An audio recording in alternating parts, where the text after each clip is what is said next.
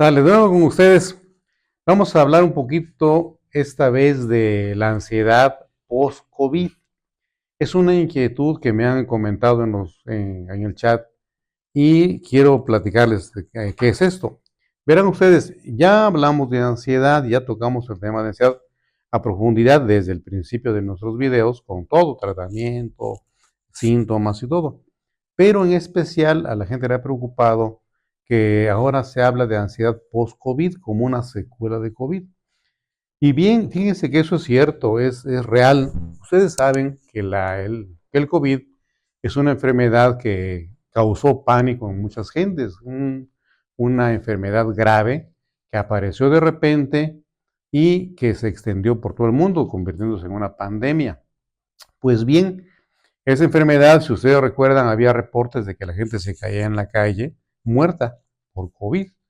O que en algún lugar donde hubiera mucha gente, una persona estornudaba o tosía y la gente se volvía loca porque se iba a contagiar. Una enfermedad rara, nueva, muy grave, mortal y que no tenía tratamiento. Todo esto hace que esa enfermedad se haya vuelto realmente un problema de salud muy serio que nadie podía evitar. Y entonces esta enfermedad empezó a generar mucho miedo, mucha preocupación y desgraciadamente la enfermedad sí apareció, sí se extendió, sí hubo millones de casos y muchas muertes, demasiadas muertes. Eso generó en la gente un estrés, una preocupación terrible al contagiarse porque decían no tiene remedio. Y si no tiene remedio y te da COVID, pues lo que piensas tú es me voy a morir. Me voy a morir y esa sensación o ese pensamiento de muerte crea mucha reacción en el cuerpo que realmente afecta a todo el organismo. Además de eso, la enfermedad es viral y los virus dentro del cuerpo, en este caso el COVID, afectan no solamente un órgano. En el caso del COVID afecta mucho más al pulmón que otros, pero no excluye a ninguno de ellos. Por eso es que había problema cardíaco, problema renal, problema hepático, problema mental con el COVID. Y esa es la secuela que deja el COVID. El COVID dejó muchas secuelas a todo nivel. La más tal vez llamativa ha sido el problema de los trombos. La gente después del COVID tenía una sangre muy coagulable, de tal manera que hacía trombos o bolas de coágulo dentro de sus vasos sanguíneos después de que se enfermaba de COVID. Y esa secuela daba como resultado infartos.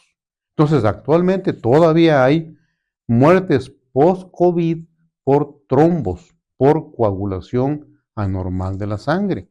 Y en el corazón da un infarto, si el infarto es masivo, la persona muere. Yo he visto morir gente joven post-COVID a causa de un infarto. Y así como esa, también la alteración mental quedó como secuela, siendo una manifestación de esa enfermedad la ansiedad. Si la ansiedad ya de por sí era frecuente, como platicamos en los videos de ansiedad, ahora se asocia el antecedente de COVID y la aparición de ansiedad. Desgraciadamente la ansiedad cada vez es más común, es más frecuente.